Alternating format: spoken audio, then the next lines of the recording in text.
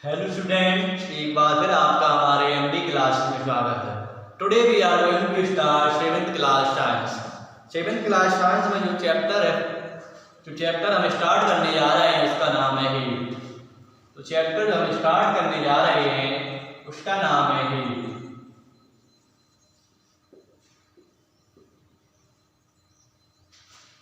Seventh class का chapter जो है वो है हीट है। सबसे पहले हम समझेंगे हीट। हीट को समझने से पहले हम सबसे पहले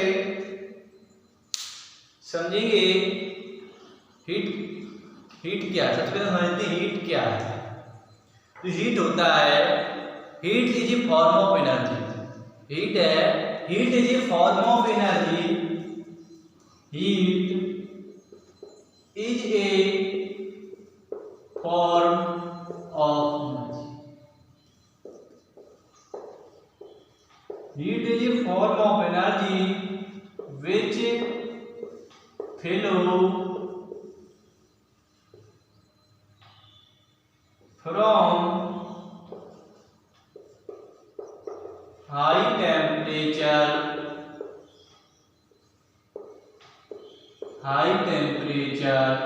to higher temperature to lower temperature.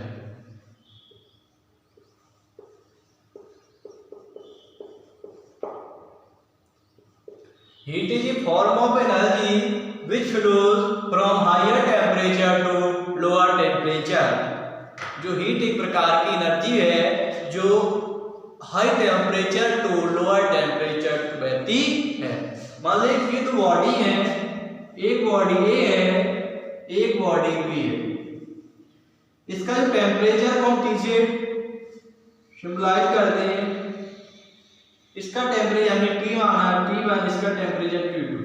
तो माना कि बॉडी ए है उसका टेम्परेचर ज्यादा है। जो बॉडी ए है उसका टेम्परेचर क्या है, ज्यादा है। तो T1 का जो टेम्परेचर है बॉडी ए, इसको टी ए बॉडी लिख रहे हैं, टेम्परेचर ऑफ ए, इसको लिख दे रहा है T।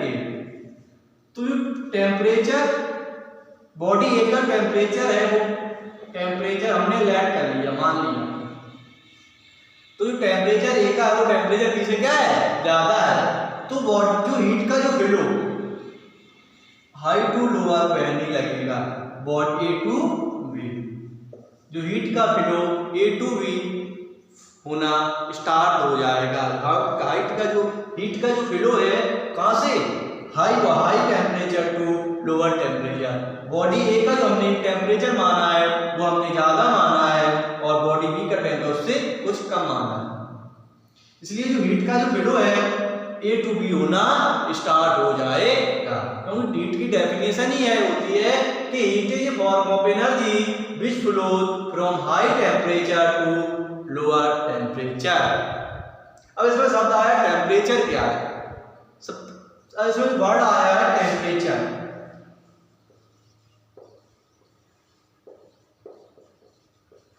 अब इसको समझते हैं कि टेम्परेचर क्या है। सबसे पहले ये तो क्लियर हो गई को हमने जो बॉडी ए का टेम्परेचर ज्यादा माना है और बॉडी बी का टेम्परेचर कुछ कम माना है। इसलिए जो हीट का जो फ्लो होगा वो body A to body B प्रारंभ हो जाएगा।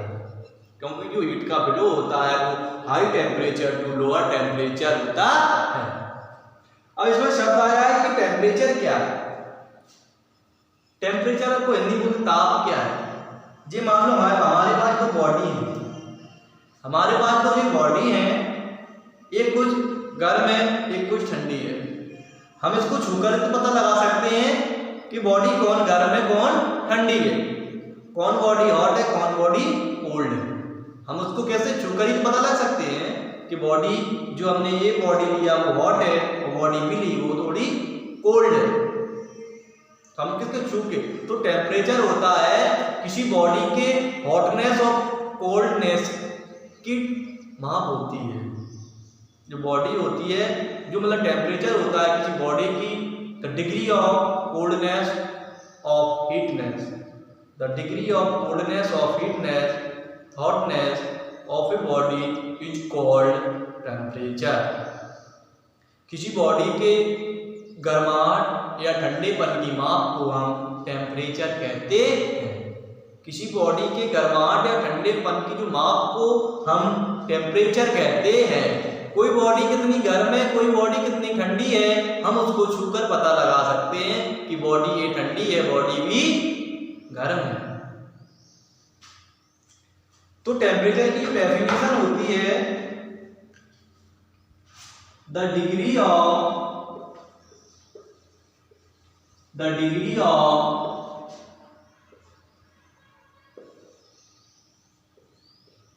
हॉटनेस और कोल्डनेस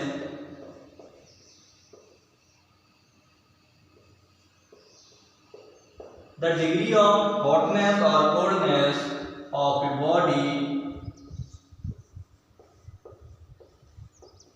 is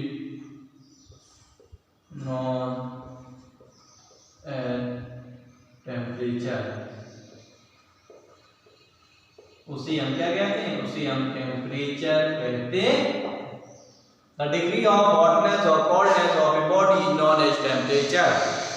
किसी बॉडी की जो हॉटनेस और कोल्डनेस है उसे हम टेम्परेचर कहते हैं, उसकी जो माप है, डिग्री है। द डिग्री ऑफ हॉटनेस और coldness of a body is known as temperature. उसे हम टेम्परेचर कहते हैं। उसे हम क्या कहते हैं? उसको हम टेम्परेचर कहते हैं। जो हीट की जो डेफिनेशन हमने बताई थी, heat is a form of energy which flows from higher temperature to lower temperature. जो हाई टेम्परेचर से लोअर टेम्परेचर रहती है, हमने माना था जो बॉडी ए का जो टेम्परेचर है वो बॉडी बी से ज़्यादा है, इसलिए हीट का जो फ्लो होगा वो बॉडी ए टू बी में प्रारंभ हो जाएगा। तो ये हीट का फ्लो कब तक होगा? इसकी कोई लिमिट तो होगी ना। हीट का फ्लो एक बॉडी से दूसरी बॉडी में कब तक होगा? इसकी लिमिट हो, क्या होगी? लिमिट होगी जब तक कि दोनों जो बॉडी है उसके टेम्परेचर बराबर नहीं हो जाते।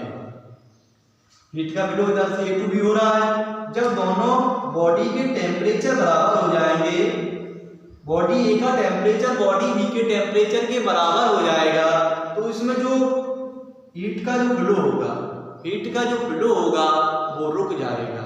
हीट का जो फ्लो होगा वो रुक जाएगा।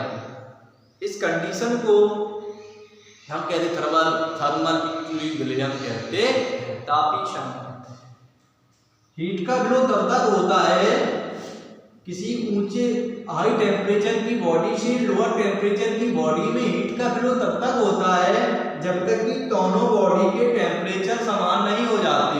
जब दोनों बॉडी के टेम्परेचर समान हो जाएंगे तो हीट का जो फ्लो होना बंद हो जाएगा। हीट का फ्लो होना, तो यार टेम्परेचर क्या बराबर हो जाए? The flow of heat is stopped, will be stopped. जब दोनों बॉडी के टेम्परेचर समान हो जाएंगे तो जो हीट का फ्लो होगा वो रुक जाएगा। हीट का फ्लो क्या होगा? रुक जाएगा। इस कंडीशन को कहते हैं थर्मल इक्विलिब्रियम। थर्मल इक्विलिब्रियम कहते हैं। क्या कहते हैं? इस कंडीशन जो है कंडीशन होती है, जो यह कंडीशन होती है उसको हम थर्मल इक्विलिब्रियम कहते हैं। उस कंडीशन को हम कहते हैं थर्मल इक्विलिब्रियम कहते हैं, तापी क्षमता कहते हैं। जब दोनों बॉडी के टेम्परेचर समान हो जाते हैं उस कंडीशन को हम थर्मल इक्विलिब्रियम कहते हैं।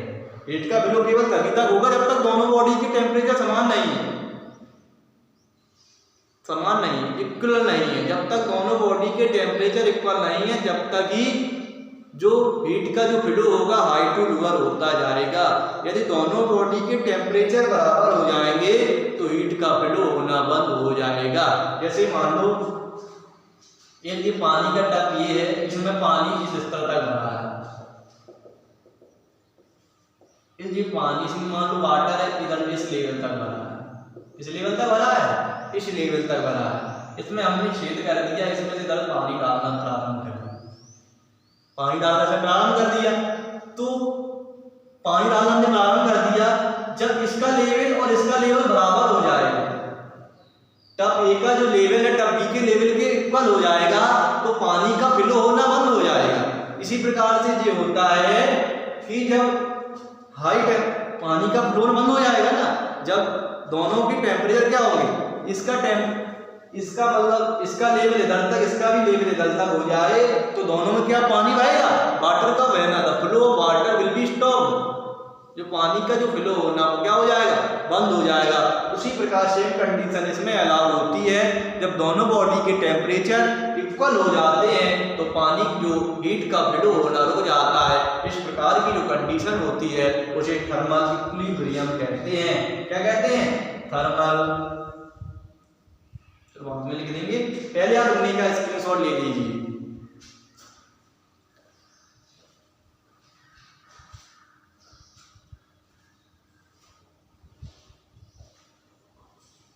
अब हम इसकी जो आगे की जो कुछ, अब आगे इसके हम चालू करें, कंडक्शन क्या है, कन्वेक्शन क्या है और रेडिएशन क्या है। अगली बार लेक्चर में हम आपको बताएंगे कि कंडीशन क्या है, कंडक्शन क्या है, कन्वेक्शन क्या है और रेडिएशन क्या होता है। तो टेम्परेचर के शब्द आया था, टेम्परेचर की जो यूनिट होती है, टेम्परेचर को हम थर्मामीटर से नापते हैं। टेम्परेचर को किससे नापते हैं, टेम्परेचर को हम थर्मामीटर से नापते हैं। जो टेम्परेचर है वो एक स्केलर क्वांटिटी है, टेम्परेचर जो है वो स्केलर क्वांटिटी है। टेम्परेचर को हम थर्मामीटर से नापते हैं। किसी